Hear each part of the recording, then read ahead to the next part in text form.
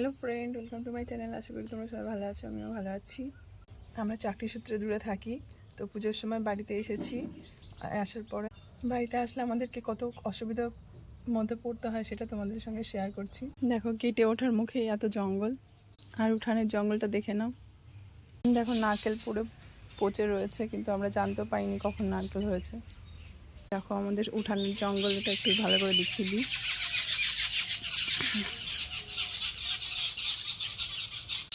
কালকে ঘরে আসার পরেই ওই পোকাতে পুরো ঘর মাটি মাটি করে রেখেছিল, সেটা রাত্রেবেলা পরিষ্কার করতে হয়েছে।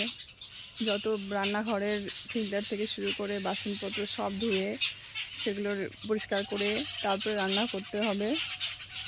যে কোনো ছোটো ছোটো জিনিসের জন্য বাজারে না গেলে এখন ঘরে কিছুই নেই। যারা চাকরি করে তাদের লাইফটাও অনেক কষ্টের। আমরা এখানে 10 মাস পরে